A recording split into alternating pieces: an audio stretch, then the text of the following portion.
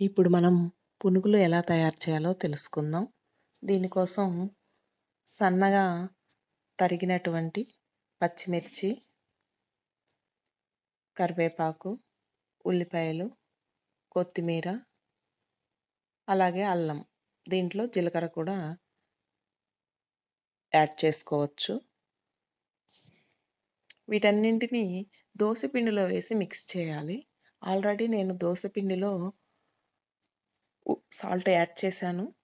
కాబట్టి అందుకే నేను మళ్ళీ సాల్ట్ వేయలేదు. వీటిని మీరు దోస పిండిలోనే కాదు, ఇడ్లీ పిండిలో కూడా వేసుకొని రవ్వ పునుగులు చేసుకోవచ్చు. ఇప్పుడు స్టవ్ వెలిగించి బాండీ పెట్టి ఆయిల్ హీట్ అయ్యాక ఈ విధంగా చిన్న చిన్నవే వేసుకుంటే త్వరగా వేగిపోతాయి. లోపల పిండి లేకుండా చక్కగా మొత్తం అంతా వేగుతుంది. వీటిని మీడియం ఫ్లేమ్లో మాత్రమే వేయించుకోవాల్సి ఉంటుంది. చూసారు కదా, ఈ విధంగా చిన్న చిన్నగా రౌండ్గా వేసుకోవాలి. ఇవి వెంటనే 2-3 సెకండ్స్కి చక్కగా ఆయిల్లో నుంచి పైకి తేలుతాయి. వీటన్నింటినీ ఒకసారి కలియబెట్టాలి, తిప్పాలి.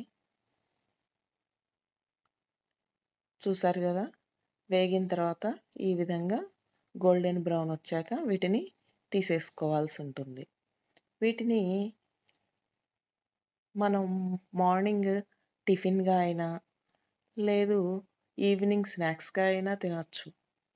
అలాగే వీటిని పల్లీ చట్నీ, అల్లం చట్నీ, కొబ్బరి కారం, కరివేపాకు కారం, సాంబారు కారం ఇలా ఏ విధంగానైనా తినేయొచ్చు.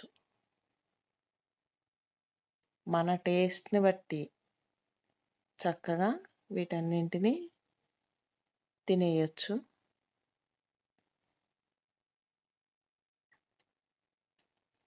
ఈ విధంగా అన్నీ గోల్డెన్ బ్రౌన్ వచ్చాక తీసుకోవాలి. అంతే, వేడి వేడి పునుగులు రెడీ.